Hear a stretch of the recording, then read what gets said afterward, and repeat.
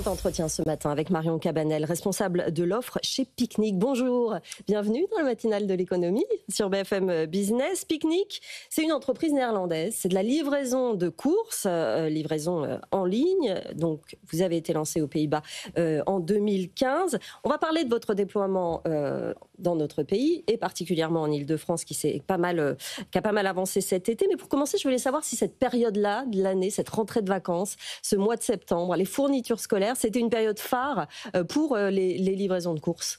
Tout à fait. Alors déjà, merci de me recevoir.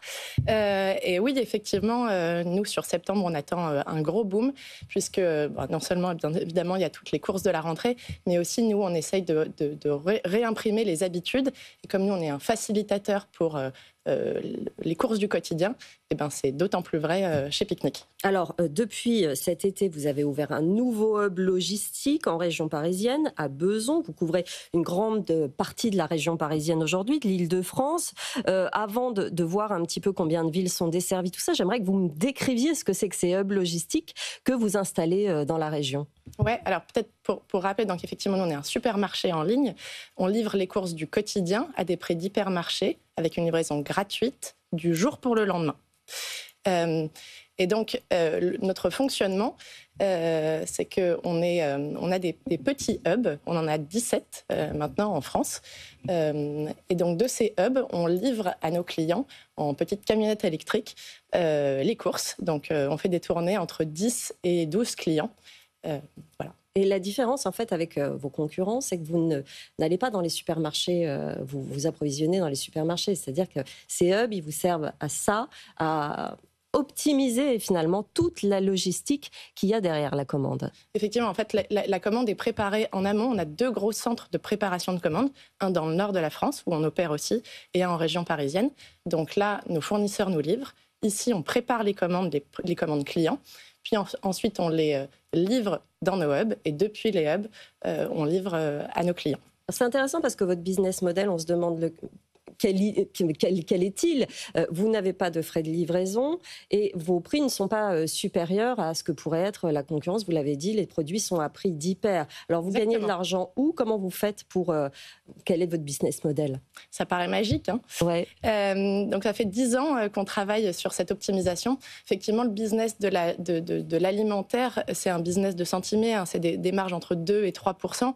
Donc, pour proposer effectivement des prix d'hypermarché avec une livraison gratuite, il faut réinventer tout le business model. C'est ce qu'on fait depuis 10 ans, en limitant tous les coûts. Je prends par exemple les magasins. Donc nous, quand nos concurrents ont des centaines, des milliers de magasins physiques, parfois dans des hypercentres avec des loyers exorbitants, nous, on fait le choix d'avoir des entrepôts dans la périphérie, donc avec des loyers bien moins onéreux. Il y a aussi tout le sujet de la livraison. Quand nos clients vont envoyer un livreur pour une livraison pour un client, nous, tout naturellement, on va regrouper toutes les livraisons des gens qui habitent dans le même quartier et on va envoyer un livreur qui va livrer entre 10 et 12 personnes. Vous faites des tournées comme les laitiers, en fait. Hein. C'est ce que vous avez l'habitude de dire et c'est ça qui est intéressant. Le client ne paye pas finalement la livraison, mais il l'attend un peu plus longtemps, histoire que tout ça s'organise en réalité. Alors, en fait, donc, on peut faire ses courses jusqu'à 23h, vous serez livré le lendemain.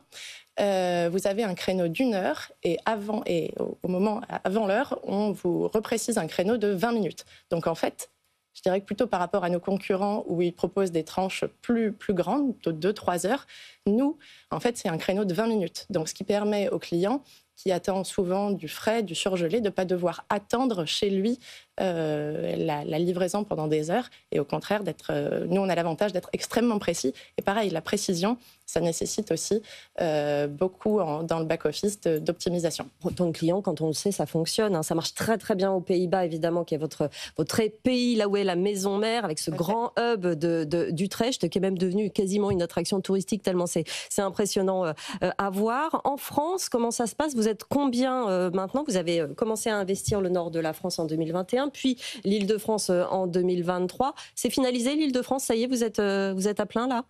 Alors, on va continuer à progresser dans l'Île-de-France, mais effectivement, on va pouvoir aussi regarder le reste de la France. Ah, c'est quoi la prochaine région ?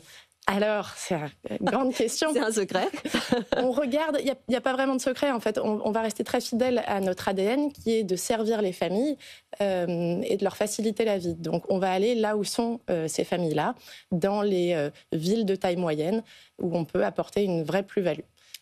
Les grands bassins, malgré tout. Les grands bassins, il faut qu'il y ait une densité suffisante, bien évidemment. Mais donc, voilà nos projets. On l'a dit, la rentabilité a été atteinte aux Pays-Bas. Ça met un peu plus de temps en France. En Allemagne aussi. Et en Allemagne, c'est ça. Vous êtes présent dans 3 pays pour le moment en Europe. Vous allez l'atteindre dans combien de temps en France, vous pensez? Alors, on a pour objectif de l'atteindre à la fin de l'année. Mais dans tous les cas, en France, on est dans une phase d'expansion. Hein, vous l'avez compris. On ouvre des nouveaux hubs, on regarde des nouvelles villes. Donc, la rentabilité a pour objectif d'être atteinte fin de l'année. Mais c'est pas le sujet, c'est pas le cœur du sujet. Face à vous, il y a des concurrents tels La Belle Vie, hein, ce même genre de plateforme. C'est quoi, vous, votre part de marché sur ces plateformes-là qui vous concurrencent directement en France et l'objectif de part de marché, j'imagine? Ouais, alors nous, on regarde plutôt les drives parce que nous, on n'a pas pour ambition de servir juste du bio ou juste du premium. On est un service qui est accessible à tous. Donc, nos concurrents, ce sont plutôt les Drive, les Leclerc, les Carrefour.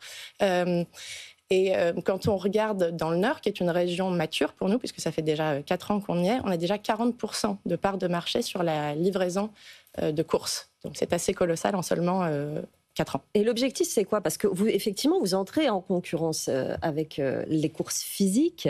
Moi, je suis toujours intéressée de voir si à un moment, les hypermarchés, les supermarchés physiques vont disparaître ou si finalement ça va se compléter. Mais jusqu'où vous pouvez aller finalement dans un pays comme le nôtre? Alors, nous, on est convaincus que le modèle où actuellement les clients, les familles notamment, si elles veulent faire leur plein de courses, elles ont le choix soit d'aller en hypermarché, mais elles vont y passer plusieurs heures, soit de se faire livrer, mais c'est toujours 10 € de livraison, soit d'aller au drive, mais faut-il encore avoir une voiture et prendre le temps d'aller chercher ses courses. Donc nous, on est convaincus que ce modèle finira par péricliter, parce que nous, on offre la possibilité finalement au client de remplir son caddie à sa place et de le livrer à sa porte pour le même prix. Donc, nous, on est convaincus que notre potentiel est colossal.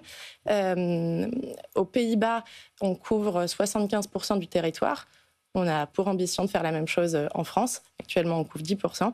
Donc, vous voyez que non seulement en termes d'expansion, mais aussi en termes de business model, le potentiel est colossal. Et dans ce contexte où vous ouvrez beaucoup de hubs, où vous visez une région dont vous ne voulez pas encore me parler, je le vois bien, mais vous recrutez énormément dans les prochains mois jusqu'à la fin de l'année. Combien de personnes et quel profil? Ouais. Donc, on recrute sur la fin de l'année, jusqu'à la fin de l'année, 300 personnes, ce qui portera à 1500 le nombre de collaborateurs qu'on est en France. On est tous en CDI, c'est important de le souligner. Oui. Et les profils qu'on recherche là, pour notre expansion sont principalement des livreurs et des préparateurs de commandes. Ce qui est aussi important, c'est que pour nous, c'est la façade et la vitrine de l'entreprise. Donc, ce sont des jobs stratégiques.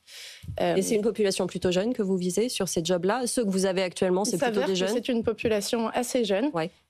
Ils aiment bien la liberté qu'on offre, la liberté d'emploi du temps, la liberté d'être au volant de son véhicule tranquille. Et ce qu'il y a d'intéressant et de suffisamment rare pour être noté, c'est qu'on a autant de livreuses que de livreurs. Et puis, il y a des femmes dans vos livres. Bien sûr. C'est vrai qu'on n'en voit pas beaucoup. Oui, mais pourtant, il n'y a pas de raison. Oui, effectivement. Écoutez, merci beaucoup Marion Cabanel, responsable de l'offre chez Picnic, d'être venue nous voir ce matin dans la matinale de l'économie.